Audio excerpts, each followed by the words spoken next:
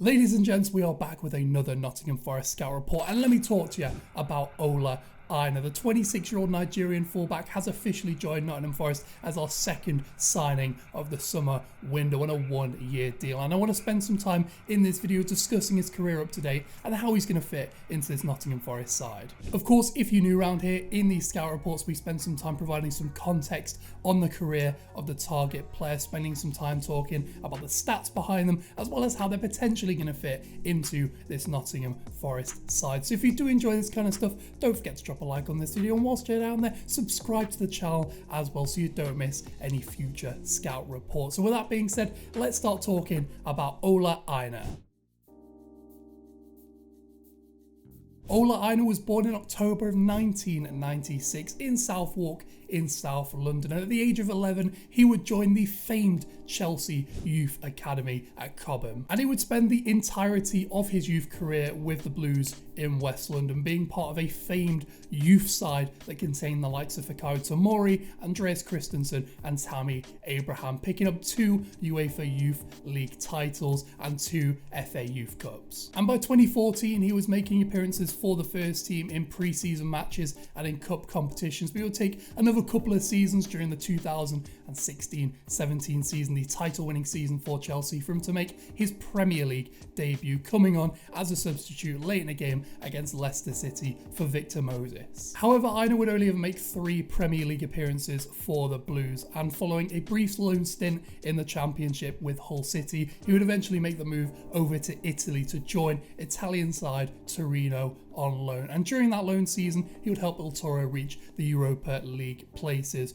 with the Italian side eventually deciding to make his loan move permanent for £9 million, putting pen to paper on a 4-year contract. And following 4 years, one of which was spent in the Premier League with Fulham and over 100 Serie A appearances with Torino, OLA AINA would depart the club at the end of the previous season, eventually being snapped up by Nottingham Forest, initially on a 1-year deal, but with the potential to extend for a further year following the end of the next season. And from a pretty small sample size, around 1,000 league minutes last season, AINA racked up around 3 tackles and interceptions per 90, which put him pretty much bang average in that 50th percentile of fullbacks in Europe last season, whilst also completing 2.5 dribbles per 90 and 3.5 progressive carries per 90, both of which put him in the top 10% of fullbacks in Europe. In fact, when you look at his numbers historically, even before he joined Torino, he's always been much more of a ball carrier than a passer, and I think that's really going to see him look quite good in this Nottingham Forest system, in a more transitional system like we were playing last season. And he has always, of course, been a pretty decent threat in the final third, contributing to around 0.15 expected goals and assists over the course of his career. But how is he actually going to fit into this Nottingham Forest system? Well, let's quickly switch over to the tactics board and discuss in a bit of detail the positions he can fulfill in this side. So on the tactics board, as usual, we've got Nottingham Forest up in the red on the board, playing in the 3-5-2 shape that we were using last season for the majority of it and in the promotion campaign under Steve Cooper. So OLA AINA is a very versatile player. He got a reputation at Torino as someone who could be depended on to fill in a multitude of positions and give you a good performance more or less in every position he was filling in for. Predominantly, he is a right-sided fullback, a wing-back as well in that vein, but he is also more than capable of playing on the left-hand side of a defence, and even as an outside centre-back. During his time at Fulham, at times he would drop into the back line to play in a back 3 at times, to mixed success, but at least he has experience playing in that position should we need him to. Now, in my opinion, I think he'll be at his best playing as a wing-back, both on the left-hand side and the right-hand side. I think getting him further up the pitch into more advanced areas where he can get onto the ball and get the ball into more advanced attacking positions, create chances for his teammates, I think that's where he's going to be at his best. And he can do that, as I say, off the right-hand side